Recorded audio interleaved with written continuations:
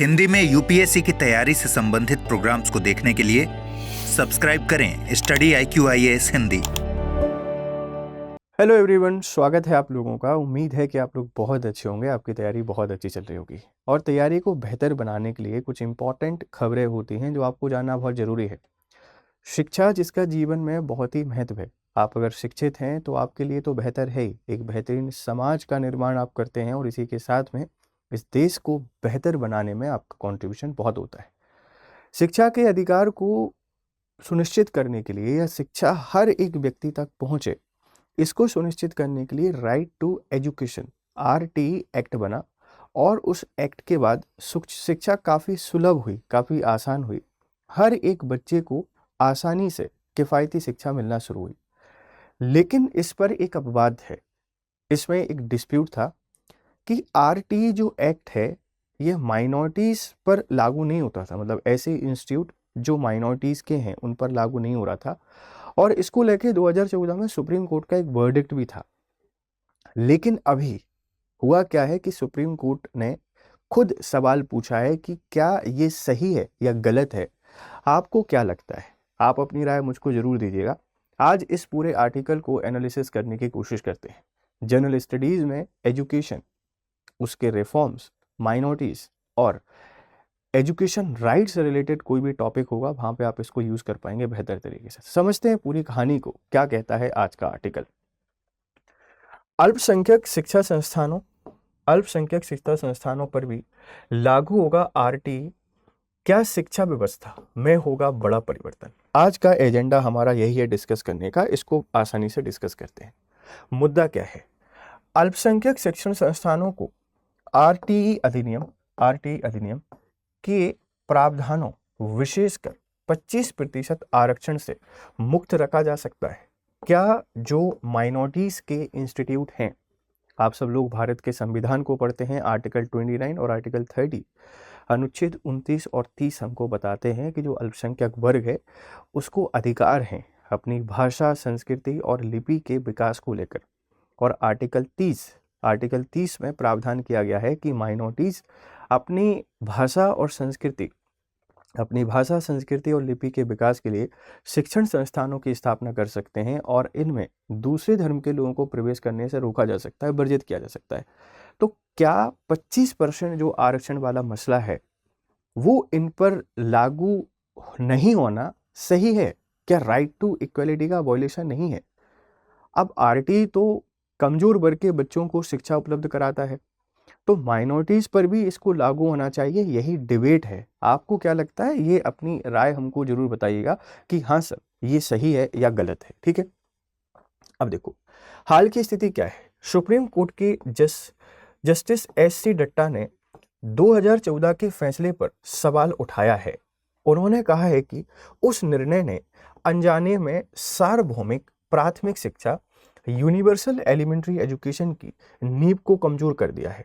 यदि अल्पसंख्यक संस्थान RTE से पूरी तरह बाहर होंगे तो शिक्षा का अधिकार अधूरा रह जाएगा। मामला अब बड़ी संविधान पीठ को भेजा गया है।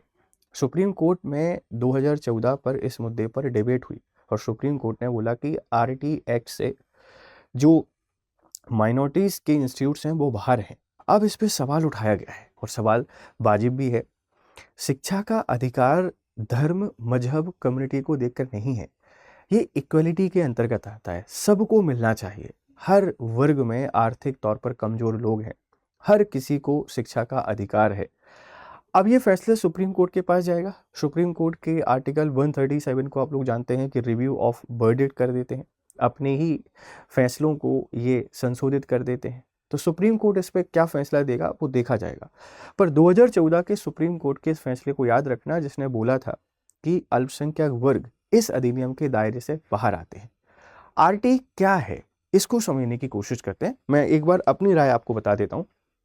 देखो, शिक्षा का अधिकार हुआ या राइट टू लिव हुआ, राइट टू लाइफ हुआ, राइट टू शेल्टर, ये कुछ ऐसे राइट होते हैं जो यूनिवर्सल है। आप इनको लिमिटेड नहीं कर सकते, किसी भी तरीके से लिमिटेड नहीं कर सकते। I am not talking about only minorities. ऐसा नहीं है कि मैं अल्पसंख्यक वर्गों के खिलाफ हूँ, मैं किसी के खिलाफ नहीं हूँ। लेकिन शिक्षा हर किसी का अधिकार है। किसी आधार पर इसमें भेदभाव नहीं होना चाहिए, ध्यान रखिएगा। समझने की कोशिश करते हैं सर आरटी है क्या। पूरी कहानी, शिक्षा का अधिकार अधिनियम 2009, ये एक्ट बना 2009 में। और एक बात आपने याद रखना है कि 1 अप्रैल 2010, 1 अप्रैल 2010 से ये प्रभावी हुआ था। 1 अप्रैल 2010 से प्रभावी हुआ है, इस बात को ध्यान रखिएगा। इसमें होता क्या है कि 6 से 14 वर्ष तक के जो बच्चे हैं, इनके लिए शिक्षा को मौलिक अधिकार अनुच्छेद 21A के तहत सुनिश्चित करता है। आर्टिकल 21A 86वां संविधान संशोधन 2002 के द्वारा इसको ऐड किया गया और बोला गया कि शिक्षा का जो अधिकार है वो मौलिक अधिकार है और ये सभी को मिलना चाहिए, क्योंकि ये एलिमेंट्री एजुकेशन है, ये प्राथमिक शिक्षा है, ये हर बच्चे को मिलना जरूरी है। 86वां संविधान संशोधन 2002 शिक्षा के अधिकार को मौलिक अधिकार बनाया और आर्टिकल 21 में 21A ऐड कर दिया। इसी को प्रभावी बनाने के लिए आरटीई एक्ट आया 2009 में, जो 1 अप्रैल 2010 से प्रभावी हुआ। तो सवाल यहाँ से ऐसा बनता है कि शिक्षा का अधिकार किस एज वर्ग के बच्चों के लिए है, 6 से लेकर 14 वर्ष के बच्चों के लिए। कौन से संविधान संशोधन के द्वारा ऐड किया गया? 86वें संविधान संशोधन के द्वारा। किस अनुच्छेद में परिवर्तन किया गया? 21 में, 21A ऐड कर दिया और 45 पर भी इसका प्रभाव पड़ा, क्योंकि पहले डीपीएसपी आर्टिकल 45 में मेंशन था कि जो राज्य है उसका कर्तव्य होगा बच्चों को प्राथमिक शिक्षा प्रोवाइड कराने का। अब ये आया तो उसको हमने प्रभावित कर दिया, ठीक है, याद रखना। प्रावधान क्या हुआ? स्कूलों में 25% सीटें गरीब और वंचित वर्गों के बच्चों के लिए आरक्षित करने का प्रावधान करता है। 25% सीटें क्या होंगी? गरीब और वंचित वर्गों के। कोई भी शैक्षणिक संस्थान हो, वो सरकारी है, वह प्राइवेट है, वह किसी भी तरीके का संस्थान है, 25% सीटें आरक्षित वर्ग के बच्चों के लिए हैं और वंचित वर्ग के बच्चों के लिए। हालांकि ये फ्री नहीं है, स्कूल वाले फ्री नहीं दे रहे हैं एजुकेशन, सरकार इसके बदले पैसा देती है। हालांकि स्कूल वाले जो इसमें व्यवहार करते हैं वो सही नहीं है। मैंने बहुत सारे स्कूलों की स्थिति देखी है कि आरटी वाले जो बच्चे होते हैं वो सिर्फ नाम का एडमिशन होता है, क्लास में उनके साथ डिस्क्रिमिनेशन होता है, उनको उस तरीके से ट्रीट करते हैं कि भाई तुम तो फ्री वाले बच्चे हो। फ्री में थोड़ी पढ़ रहा है कोई, सरकार पैसा दे रही है उसके बदले, और ये उसी में ढेर सारे बच्चों का एडमिशन करा देते हैं। 25% बच्चे हर क्लास में, एक बहुत बड़ी संख्या होती है। वो बच्चे पढ़ने नहीं आते तो ये उनको इन्फॉर्म नहीं करते, क्लास में उनके साथ मिसबिहेव किया जाता है, बैड बिहेव किया जाता है। तो इन पर भी ध्यान देने की ज़रूरत है। माइनॉरिटी वाला मुद्दा ठीक है, पर इस तरफ भी हमें ध्यान देना बहुत जरूरी है कि यार ऐसा क्यों हो रहा है, ऐसा नहीं होना चाहिए, ठीक है। अल्पसंख्यक संस्थान की कोई बात करेगा तो 30A के तहत धार्मिक और भाषाई अल्पसंख्यकों को अपने शैक्षणिक संस्थान स्थापित करने और संचालित करने का अधिकार है। इसमें राज्य का अनुचित हस्तक्षेप नहीं हो सकता। 30 का जो सब आर्टिकल 1 है, ये एम्पावर करता है माइनॉरिटीज़ को कि आप अपने शैक्षणिक हितों की रक्षा के लिए एजुकेशनल इंस्टीट्यूट चला सकते हैं, रन कर सकते हैं। स्टेट इसमें इंटरफेयर नहीं करता है। ये मेजॉरिटी को नहीं है, ये माइनॉरिटीज़ को है और मेजॉरिटी को नहीं है, इस बात को ध्यान रखना है। इसका विरोध भी होता है कई बार, लेकिन अल्पसंख्यक को अपनी भाषा संस्कृति को संरक्षित करने का अधिकार मिलना चाहिए। इससे कोई दिक्कत नहीं है, क्योंकि भारत की डाइवर्सिटी तभी बनी रह सकती है। तो आर्टिकल 30A को आप लोग याद रखेंगे। माइनॉरिटी भारत में भाषाई, माइनॉरिटी मतलब 50% से कम जब किसी भी वर्ग का रिप्रेजेंटेशन रहता है वो माइनॉरिटी कहते हैं। जैसे ईसाई हैं, सिख हैं, मुस्लिम हैं, जैन हैं, बौद्ध हैं, ये सब माइनॉरिटी हैं, क्योंकि इंडिया में जो मेजॉरिटी है वो हिंदू है। हालांकि हम जैन, बुद्ध, इन सबको हिंदुओं के साथ में कंसीडर भी करते हैं, पर देखा जाए तो माइनॉरिटीज़ हैं। अगर हम रिलीजन की बात करें, भाषा के आधार पर हर जगह कोई ना कोई भाषाई अल्पसंख्यक है।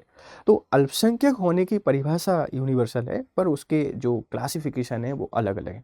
30A एम्पावर करता है जनजातियों को अपने शिक्षा अधिकारों की रक्षा करने के लिए, ठीक है। 2014 में संविधान की पीठ ने क्या फैसला दिया था? प्रभावित शिक्षा संस्थान बना भारत संघ 2014 का निर्णय है। आरटी अधिनियम को अल्पसंख्यक संस्थानों पर लागू करना उनकी अल्पसंख्यक पहचान को प्रभावित करता है, इसलिए आरटी एक्ट लागू नहीं होगा और अल्पसंख्यक शिक्षण संस्थानों, एडेड और अनएडेड दोनों पर। 2014 का ये केस है। प्रभावित शिक्षा संस्थान बना भारत संघ 2014 में सुप्रीम कोर्ट की बेंच ने यह फैसला दिया था कि ये जो आरटी है ये लागू नहीं होगा अल्पसंख्यक शिक्षा संस्थानों पर। लेकिन अब इसमें बदलाव हो सकता है, लागू किया जाना चाहिए। मुझे भी लगता है कि बिल्कुल लागू किया जाना चाहिए। ठीक है, ध्यान रखना। ये आपके यूपीएससी की जीएस वाले सेगमेंट में बहुत ही हेल्पफुल आर्टिकल है। प्रीलिम्स में 21 आ सकता है, 86 कॉन्स्टिट्यूशनल अमेंडमेंट आ सकता है, आर्टिकल 45 आ सकता है, आर्टिकल 51A पूछा जा सकता है। शिक्षा बनाम अल्पसंख्यक वर्ग, इस तरीके से मेंस में क्वेश्चन पूछा जा सकता है। भारतीय शिक्षा प्रणाली में सुधार, ऐसा भी क्वेश्चन बन सकता है। आप मुझे उस केस के बारे में बताइएगा जिसने शिक्षा के अधिकार को मौलिक अधिकार घोषित कराया। सुप्रीम कोर्ट का एक वर्डिक्ट है और सुप्रीम कोर्ट के उस वर्डिक्ट के बाद ही आर्टिकल 21A ऐड किया गया 86वें संविधान संशोधन 2002 के द्वारा। तो वो कौन सा केस था, कौन सा वाद था जहां सुप्रीम कोर्ट ने बोला कि शिक्षा एक मौलिक अधिकार है। इसको आर्टिकल 21 के अंतर्गत राइट टू लाइफ में आती है। ये आर्टिकल आपको कैसा लगा है, इसको लेकर आपकी जानकारी हमको जरूर दीजिएगा। और किसी दूसरे मुद्दे पर आप चाहते हैं कि वीडियो बनाई जाए तो आप मुझे जरूर बताइए, हम उन पर आपके लिए जरूर वीडियो बनाएंगे। ठीक है, इससे रिलेटेड कुछ सवाल जो बन सकते हैं मैं आपको बता देता हूँ कि प्रीलिम्स में ये संवैधानिक प्रावधान पूछ सकता है 21 से 6 से लेकर 14 वर्ष के बच्चों के लिए निःशुल्क और अनिवार्य शिक्षा। अनुच्छेद 30(1) में अल्पसंख्यकों को अपने शैक्षणिक स्थान स्थापित और उनके संचालन करने का अधिकार है। 15(5) राज्य पिछड़े वर्गों को शैक्षणिक संस्थानों में विशेष प्रावधान कर सकता है, लेकिन इसमें अल्पसंख्यक संस्थान छूट पा सकते हैं, है ना। अल्पसंख्यक जो संस्थान है वो छूट पा सकते हैं। पिछड़े वर्गों के लिए विशेष प्रावधान कर सकता है, लेकिन ऐसे संस्थान जो माइनॉरिटीज के हैं उनको रिलैक्सेशन रहेगा कि यहाँ पर आप अपने रूल्स चलाइए, कोई दिक्कत नहीं है। ये कुछ संवैधानिक प्रावधान है, आप इनको याद रखिएगा। यूपीएससी दृष्टिकोण से महत्व क्या हो सकता है कि प्रीलिम्स के लिए आर्टिकल 21A 31 15(5) के प्रावधान आपसे कोई पूछ सकता है। आरटी एक्ट पे क्वेश्चन बन सकता है, बता दीजिए। 2014 का सुप्रीम कोर्ट का फैसला भी पूछा जा सकता है। अगर हम जीएस सेकंड की बात करें या निबंध की बात करें तो शिक्षा का अधिकार बनाम अल्पसंख्यक अधिकार, संवैधानिक संतुलन, इन पे टिप्पणी कीजिए। सामाजिक न्याय, सोशल जस्टिस और बहुलवाद, प्लुरलिज्म के बीच संतुलन, अल्पसंख्यक संस्थानों पर आरटीए लागू करने के पक्ष और विपक्ष, दोनों पर आप चर्चा कर सकते हैं। तो इसके अलावा कुछ और आपको लगता है तो अपनी राय हमको जरूर दीजिएगा। फिर आपसे करते हैं मुलाकात। तब तक आप लोग खुश रहें, मस्त रहें, बेहतर तरीके से पढ़ाई करें। मुझसे जुड़ने के लिए आप इस टेलीग्राम चैनल को ज्वाइन कर सकते हैं। यहाँ पर ढेर सारी अपडेट्स और इन वीडियोस के PDF आपको मिल जाएंगे। Thank you very much, have a nice day. Study IQ IAS, आपका सिलेक्शन हमारा मिशन।